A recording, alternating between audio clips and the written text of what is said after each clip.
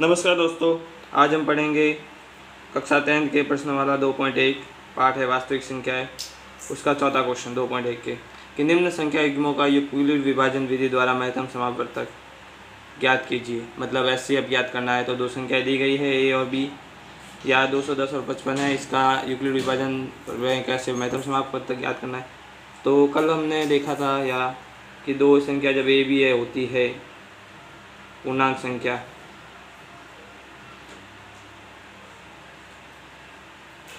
दो संख्या ए भी पूर्णांक संख्या है तो यूक्लिड विभाजन प्रमेय का द्वारा इसको ऐसे लिखा जाता है। यूक्लिड विभाजन प्रमेय, जहाँ ए अगर बी से बड़ी है तो ए में बी का भाग दिया जाता है। तो ए बराबर बी क्यू प्लस आर। तो ए का भाग बी का भाग हम ए में देते हैं। यहाँ पे आर आता है शेषफल और क्यू आता है भाग। ठीक है, तो हमें संख्या से अभी एचसीएफ निकालना है। तो सबसे पहला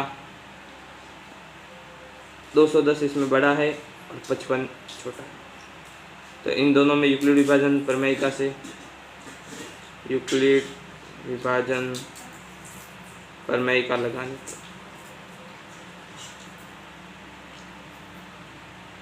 ये सबसे पहला स्टेप है, इसलिए स्टेप फर्स्ट लिख लेते हैं हम। यूक्लिड विभाजन प्रमेयिका से 55 है, उससे डिवाइड करेंगे 210 को। इसमें जाता है 3 बार भाग अपने, 165 आता है। 210 में से 165 चलते हैं तो 45 बचते हैं। इस तरह इसको यूक्लिड विभाजन प्रमेय का रूप में ऐसे लिख सकते हैं कि 210 बराबर 55 इंटू 3 प्लस 45। अब देखो, अब हमें निकालना है एचसीएफ, इसका महत्तम समापवर्तक। तो जब तक शेषफल 0 नहीं आता तब तक हमें इसका ये यूक्लिड विभाजन प्रमेय के द्वारा इसको स्टेप बाय स्टेप सॉल्व करना है। अभी तक शेषफल क्या है 45, जब तक यहाँ पे 0 नहीं आता है तब तक नहीं कर सकते। जब यहाँ पे 0 आएगा और जो अंतिम भाजक होगा वो इसका, जो अंतिम भाजक आएगा और यहाँ पे 0 आएगा तो वो उसका एचसीएफ कहलाएगा। अब वापस स्टेप सेकंड लेना है हमें। अब इसमें भाजक और भागफल इन दोनों को लेके, तो 55 और 45 से, 55 बड़ा है 45 से, वापस इन दोनों में यूक्लिड विभाजन प्रमेयिका से 45 का भाग देना है 55 में। एक बार जाता है, यहाँ पे 45 आ गए, यहाँ पे 10 आ गए। वापस इसको यूक्लिड विभाजन के रूप में लिखेंगे हमें। तो 55 बराबर 45 इंटू 1 प्लस 10। यहाँ पे भी शेषफल अभी तक 0 नहीं आया है तो वापस स्टेप थर्ड लगाना है हमें। स्टेप थर्ड में 45 बड़ा है 10 से, 10 का भाग देना है 45 में। 4 बार जाता है, यहाँ पे 40 आएंगे, यहाँ पे 5 बचेंगे। वापस इसमें यूक्लिड विभाजन प्रमेय का लिखने पर तो 45 बराबर 10 इंटू 4 प्लस 5। अभी तक शेषफल हमारे 0 नहीं आया है तो हम अब 5 और 10 लेंगे स्टेप 4। तो 10 बड़ा है 5 से, 5 का भाग दे देंगे हम 10 में। 2 बार जाता है पूरा पूरा, या 10 आएंगे, यहाँ पे 0 हो जाएगा। तो हम लिखेंगे 10 बराबर 5 इंटू 2 प्लस 0।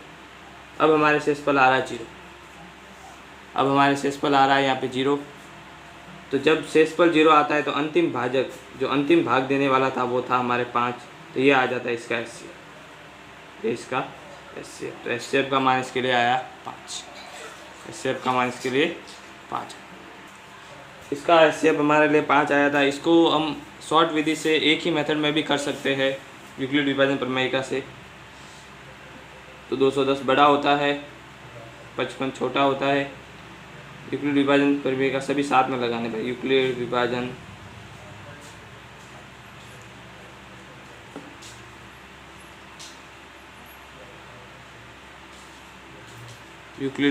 प्रमेयिका से।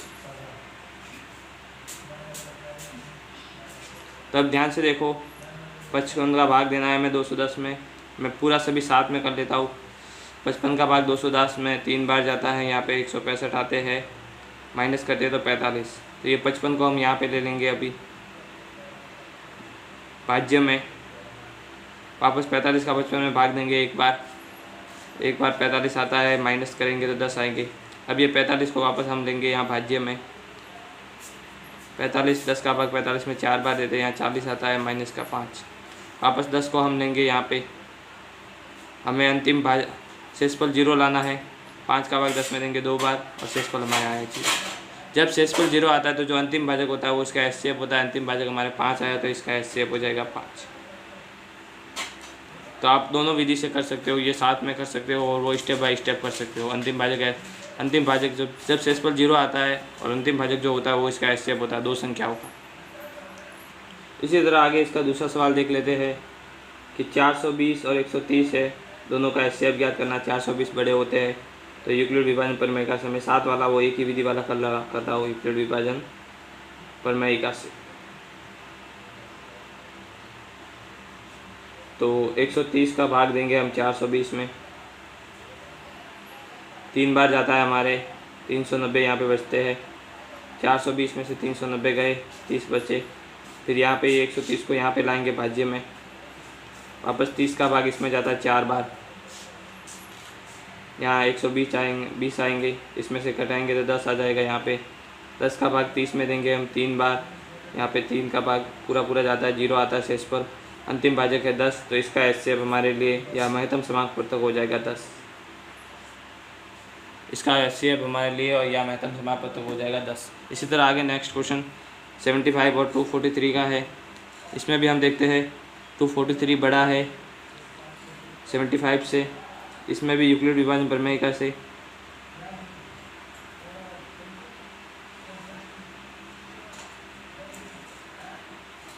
पैंतालीस 75 का भाग देंगे हम 243 में। 75 का भाग 243 में 3 बार जाता है, 225 आते हैं, माइनस करेंगे हम, यहाँ पे बचते हैं हमारे 18।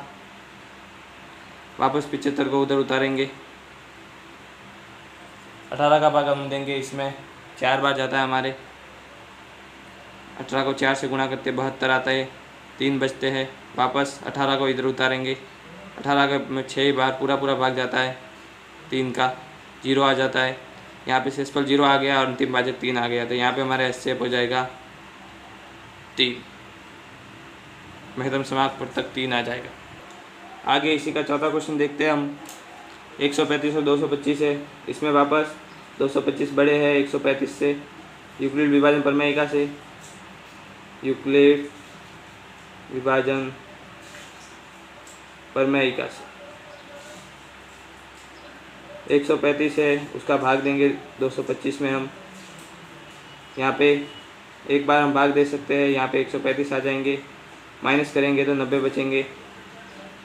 फिर 135 को यहाँ पे उतारेंगे, फिर 90 का भाग देंगे हम।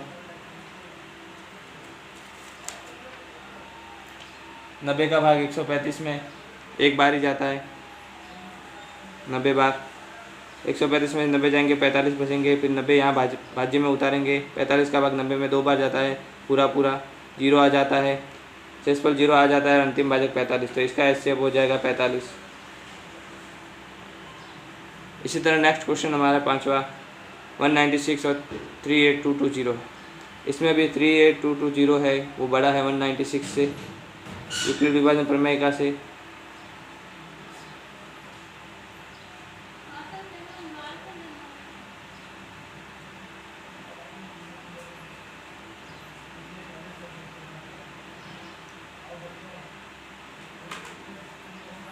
वन 196 का भाग हमें देना है 38220 में।